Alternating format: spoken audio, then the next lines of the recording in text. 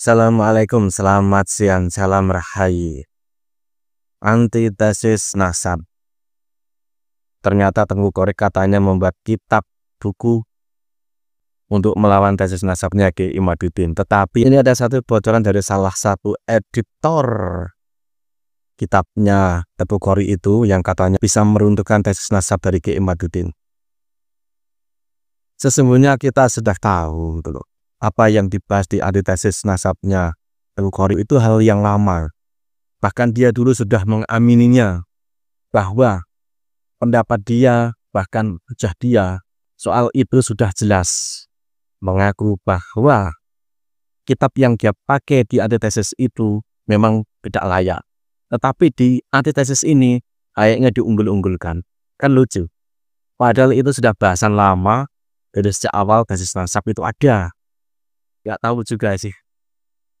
Kok laku gitu di pihaknya para kabib kitab antitesisnya Tengku Korek itu. Aduh. Padahal udah lama itu dibantah habis oleh Ki Imaduddin. Jadi seakan-akan kita apa ya, ini sudah jalan jauh gitu loh. Dia maunya kembali lagi ke awal. Di awal itu dia sudah KO gitu loh. Dia sudah rujuk soal pendapatnya Ki Imaduddin. Ya tetapi itu tadi, dia memutar arah ke kalangan kabib yang mungkin ada tendensi tersendiri. Para kabib ini seakan-akan ya, kalau kita melihat, memperhatikan, mereka ini kuliah juga ada yang tinggi. Tetapi nggak tahu kenapa soal tesis nasab ini mereka kan kedodoran. Pokoknya parah lah. Tidak ada satupun sagan dari para kabib ini yang bisa sedikit pun ibaratnya menyentuh tesis nasabnya Ki Imaduddin. Yang ada ya hanya orang-orang pribumi itu yang bisa ibaratnya apa ya, entah punya kepentingan gini atau apalah itu. Tapi itu pun rontok. Dari pihaknya mereka sendiri, para Ba'ayu itu tidak ada.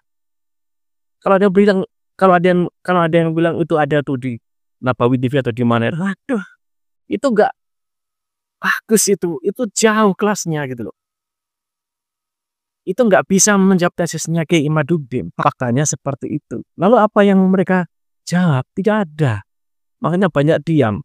Permainan yang sedang datang yang ada itu kan hanya orang-orang pribumi yang bisa diperalat aja, atau orang pribumi sengaja agar dia itu diperalat agar dapat keuntungan tertentu. entah mungkin agar bisa dapat mobil, dapat rumah, dapat jalan-jalan piknik haji umroh, atau bahkan dapat dan kalau misalkan dipakai oleh mereka dapat begini. Orang jalan aja disuruh ke sana kemari aja ada ininya, apalagi untuk membela gitu loh. Misalkan ada yang mau begitu. Tetapi kalau kita lihat sekarang kan memang ada orang pribumi yang mudah dibuat semacam itu, atau bahkan mereka memang sengaja diperalat untuk urusan apa? Makanya itu loh, tesis nasab itu menguji kejujuran. Padahal mereka seharusnya sudah tahu orang-orang tesis nasab itu bukan orang radikal.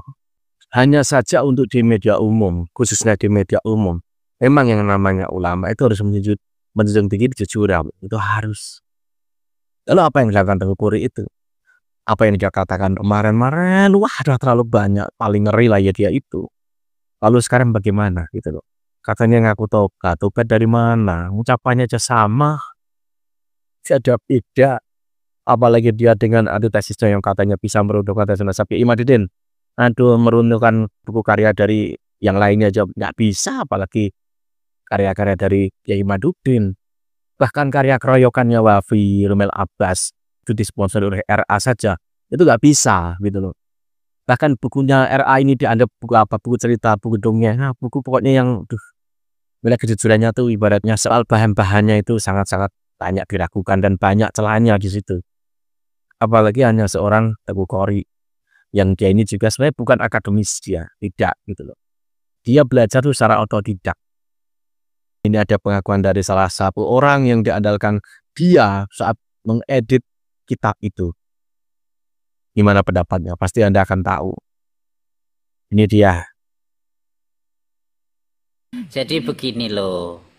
Jadi terkait petisi merah putih, misalkan Tengku Korek gak setuju karena ada Wahabi yang masuk kan, begitu kan. Terus nasab palsu diserang kan, begitu kan. Nah, itu sebenarnya nggak kayak gitu ceritanya. Yang memasukkan nasab palsu pertama kali di dalam apa namanya polemik nasab ini lebih dalam, awalnya kan nasab palsu sendirian, ya kan, begitu cerita awalnya. Sekisaran 7 bulan atau 1 tahun yang lalu lah, pokoknya awal-awal kemunculannya nasab palsu. Nah, ketika dia muncul lalu direspon sama King Kong Halim, waktu itu masih aktif sekali King Kong Halim. Telepon ke saya King Kong Halim itu. Bertiga, saya, King Kong Halim, sama Fakuro Koba. Ini ada orang baru kan begitu. Siapa? Nasab palsu sudah tahu? Sudah. Tapi kayaknya bukan Nahdlatul Ulama gitu. War Aswaja apa An-Nahdiyah begitu. Gimana? Ya nggak apa-apa. Ya kan dia posisinya di Yaman, bagaimana kita mencari data dari Yaman langsung gitu, atau fakta-fakta yang ada di Yaman kan begitu. Ya nggak apa-apa, coba kita masukkan kan begitu. Akhirnya membuat grup. Siapa di grup itu? Saya, King Kong Halim, Fakuro Koba, sama Tengku dan Gus Yakin. 5 orang saja, enggak banyak. Apakah Tengku tahu bahwa dia itu Muhammadiyah atau kalau sekarang dia sebut Wahabi? Tahu. Dari dulu sudah tahu. Kemarin itu cuma pura-pura aja enggak tahu Tengku. Itu loh faktanya. Kenapa kok dimusuhi? Karena nasab palsu dimintai uang cetak 5 juta, nggak ditransfer, nggak dikasih, itu sudah fix ya cerita aslinya. Kenapa dia marah ke saya dan jelek-jelekkan saya di room-room? Karena bukunya tidak saya lanjutkan. Kenapa tidak saya lanjutkan? Tidak layak cetak. Amburadul tulisannya, kalau mau Den Zubir mau bukunya tak kirim. Kirim. Sudah beberapa saya edit, ya kan? Tulisannya amburadul, mana ini anak kalimat, induk kalimat, mana ini tulisannya Arab hasil skenan, nggak ditulis sendiri, saya ngetik sendiri, banyak yang sudah saya ketik. Minta waktu, katakanlah begini, saya memang salahnya apa? Menjanjikan cepat. Tapi begitu belum selesai, langsung diungkap di atas, Alkemi tidak punya utang pada saya, punya janji nggak ditepati. Gitu. Diumbar-umbar dari room satu ke room yang lain, sama seperti nasab palsu. Kalau terkait Gus Hasan, mohon maaf saya luruskan nih, saya kenapa kok tengkar dengan Gus Hasan? Bukan karena ini, karena duit juga, karena tidak dikasih bagian, karena bukunya Gus Hasan laku banyak. Kenapa kok? Karena dia ngomong sendiri ke saya. Siapa yang ngomong? Tengku. Karena merasa pernah memberi asupan data. Oh data ini gitu, dikasih data. Merasa itu, lalu minta bagian dari penjualan buku, kan lucu. Jadi jangan salah, saya tak dengarkan ya nggak apa-apa sebenarnya, tak biarkan, tapi biar nggak salah paham begitu loh. Jadi sejatinya sudah tahu, semuanya sudah tahu. Dan kenapa kok ndak saya proses? Karena ndak layak. Saya ini editor, ya kan? Juga penerbit buku. Dulu selama 4 tahun penerbit buku, banyak buku yang sudah saya terbitkan. Jadi saya tahu layak atau tidak. Gitu. Begitu keterangannya. Hakimi. Terima kasih. Oke, Hakimi. Saya mau nanya sedikit. Buku 13 poin memahami polemik nasab itu di Shopee itu terjual 503 terjual sampai hari ini. 2000 ya. Ada yang dari Shopee. Ya, di Shopee-nya 503 ini. Oh, kan ada, cuman di yang lain tidak tahu. Yang di Shopee saja. Maksudnya buku yang dikarang sama Said Mudakari. Kalau di otak Ati kira-kira bisa apa di situ kira-kira? Ini banyak yang file-file yang salah-salahnya, amburadul gitu. Bisa jadi dipahami? begini loh. Ya. Dia itu nulisnya seperti orang ngomong ketika debat. Wow. Ya paham. Ya mungkin ada strukturnya, cuman kayak orang debat. Maksudnya itu tulisannya amburadul, tidak tersistem sama sekali. mohon maaf tidak tersistem. Daftar isi, apalagi kok daftar isi ndak ada ya kan. Terus apa subbab ndak ada ya kan. Terus anak kalimat induk kalimat ndak jelas. Itu sudah saya perbaiki beberapa. Tapi memang lama, apalagi saya ngetik Arabnya bagaimana, ngasih harokat pada kitab gundulnya. Lama, Pak. Lah, waktu itu memang saya kelirunya, tak kira itu tulisannya itu sudah fix, mateng. Makanya saya bilang seminggu Tengku, gitu. Ternyata amburadul sampai Acong itu angkat tangan. Ketika saya suruh minta bantuan untuk ngedit kesalahan penulisan spasinya itu enggak spasi otomatis kayak gitu kan susah gitu loh, cara ngetik keliru semua kayak gitu loh, nggak pakai tab gitu, lucu kan. Nah itu persoalannya, cuman saya itu nggak mau nggak enak sama Tengku waktu itu, cuman kayaknya saya itu dihina-hina di atas ya, disemprot-semprot ya sudah, saya menghindar terus, nggak mau nanggepi dulu itu ya. Kalau tidak meluruskan yang ini tadi saya nggak ngomong. Boleh komentar saya Gus Alkemi? Ya boleh. Boleh nanggapi. Kalau saya itu gini Gus ya, ketika jenengan itu di dalam timeline mendukung Said Khoury membela Habaib itu, jujur saya setuju gitu. Kenapa saya bilang setuju? Karena apa yang sudah kita baca ini ya kan, itu tidak mewakili pertanyaan Kiai Imad ya kan. Nah ketika misalkan ini Said Khoury ingin membuat sebuah antitesis, ya itu jujur saya tunggu itu. Jadi ketika jenengan itu membuat timeline ya itu ya, dukung Said Khoury bela Habaib itu, lalu beliau itu membuat sebuah antitesis, ya kita mau lihat gitu loh, isinya itu apa. Karena ketika beliau nanti sudah menulis buku, nah disitulah momentum kita untuk bertanya balik kepada beliau. Nah nanti ya lanjut. Karena gini Gus ya kita ini kan memperhatikan, pernah juga ya, saya itu pernah 2 kali nulis ya. Pertama itu skripsi, yang kedua itu tesis gitu kan.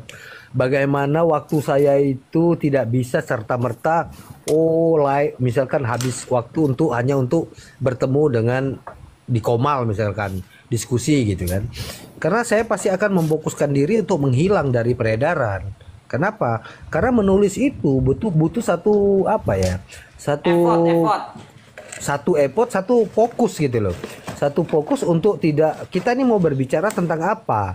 Nah ketika kita berbicara tentang lingkungan, maka referensi yang terkait dengan lingkungan itu harus kita cari gitu kan. Nah jadi saya melihat dari momentum itu. Jadi kalau misalkan sekarang ini ya Gus Alkemi, saya tidak pernah jahat nih, saya tidak pernah berpikir negatif sama Said Khoury. Kalaulah misalkan beliau itu mau membuat antitesis gitu kan, jujur saya tunggu itu. Berapapun buku yang dia tawarkan, coba saya akan pertimbangkan untuk memilikinya gitu. Ya berarti kan itulah buah pikiran beliau gitu. Seperti itu Gus Alkemi. Iya kayak gitu. Lah saya ini kan ketika gini loh, mohon maaf ya, saya bilang ke Tengku waktu itu, Tengku ini buku pertama sampean kan, ini masterpiece. Kalau masterpiece kita buat sebagus mungkin, desainnya bagus, covernya bagus, isinya layak. Saya berani bilang begitu karena saya itu penulis buku, sudah 8 buku lah paling tidak itu saya tulis. Gitu loh. Dulu sebelum saya vakum untuk menulis gitu. Jadi saya paham sekali terkait literasi itu. Jadi ketika saya ngomong ndak layak, ya memang ndak layak. Kalau nanti itu kalau saya kasihkan terus kemarin itu jadi diterbitkan, mohon maaf, yang malu juga saya. Kenapa? Editornya Alkemi kan lucu. Itu loh. Pencemaran nama baik. Lah saya itu gini loh. Maka editor itu mau kita tanya sama Gus Romel ini, maka Gus Editor Alkemi. Tapi mohon maaf ya, ini mau tak benahi bukunya Tengku Kori sebagus mungkin ya kan. Terus saya cetak sendiri, tak buat sendiri ya kan. Bagus.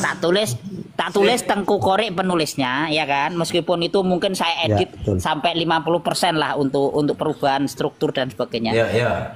Nah, habis itu jadwalkan debat dengan Tengku Kori gitu. Habis itu apa? Saya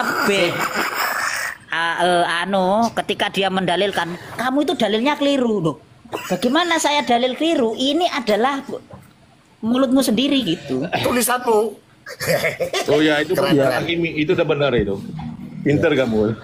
Ya, karena gini Gus Alkemi, karena gini Kang ya, yang jadi persoalan itu kita harus cek itu editornya itu siapa. Ini kan Gus Alkemi ngaku jadi editornya gitu kan. Ya kayak keabsahan nasab Balawi itu ya, kita itu mau tanya editornya itu loh, coba berani tampil gitu kan. Kok beraninya nanti? Mohon maaf ya, kayak gitu. Keabsahan nasab Balawi itu dari segi tata letak maupun istilahnya itu struktur kepenulisan itu bagus, tetapi tidak jujur gitu aja. Ya betul, rujukannya itu rujukannya itu referensi ya kan. Bukan, misalnya gini, sekarang Bukari sudah di Ba'alawi, sekarang kita ambil Surumel, suruh masukkan ke Iman, gimana? Udah nggak bisa. Saya itu sebenarnya gini loh, Kang Den. Saya itu tidak mau berdebat lagi terkait nasab yang dulu-dulu. Maksudnya nasab yang dulu gini. Saya mau berkembang ke sini. Kemarin kan masuk ke Ubaidillah Maimun, itu saya suka ke sana karena nggak mau balik lagi gitu loh. Tapi karena edisi berikutnya. Tapi karena membaca bukunya Tengku Kori ini tulisannya itu aduh mumet aku akhirnya.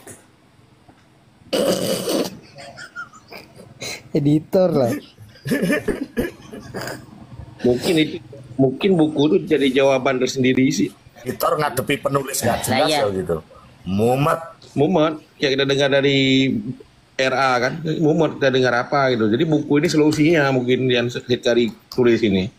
Gus kami, request kang ngacong wi, apa wi? Kon buka karikatur apa? Bukain dong kan. Oh iya, saya mau buat karikatur itu sopir angkot ya kan. Di situ pakai terus di belakangnya itu ada penumpangnya, ada Bib Jamil, ada Bib Kabib itu ya kan. Platnya itu plat G terus G berapa? Kreatif juga kau. Itu ya kan. Tadi aku udah melihat kalau Gus Alkemi ini memang kreatif dia dulu ya Kang ya. Di halaman 363 itu. Jujur awalnya saya nggak kepikiran itu. Ketika dia buka komal dia jelasin ini sahadanya itu, ini bodong loh. Jadi saya sampai sempat tanya sama Gus Hasan, Gus, saya nggak bisa lihat ini. Lo kau itu aja screenshot lalu kau masukkan ke Google Image. Nah, jadi apa yang Gus Alkemi sampaikan itu saya ngakak ketawa sendiri gitu loh. Oh, tapi itu sampean lakukan ya itu. Maksudnya Google Image ketemunya satu kan? Iya, satu aja. Makanya saya ngakak sendiri, ya Allah. Gus Alkemi ini cocok jadi cybernya Gus Iman. Iya, itu kamu belum tahu yang Musajar ya? Musajar tahu nggak Musajar itu? Tahu, sudah dapat. Apakah screenshotannya sama? Kesultanan Banten itu. Skenanya sama kan? Sama. Persis. Lah iya sama persis. Aduh, itu adalah berarti editan itu bukan dari sana, itu narasinya dari sana. Di Banten ya Gus ya. Pokok. Itu belum yang dipotong-potong, kitab-kitab yang dipotong-potong yang di dalam itu. Ada la itu dihilangkan, huruf la. Parah. La itu dihilangkan. Terus entah saya yakin dihilangkan sih. Bukan. Misalnya begini loh, makan ya toh, terus tidak makan. Berarti kan kalau dibuang tidaknya kan menjadi makna berubah total kan? Ya lah itu kan tidak. Lah kayak gitu.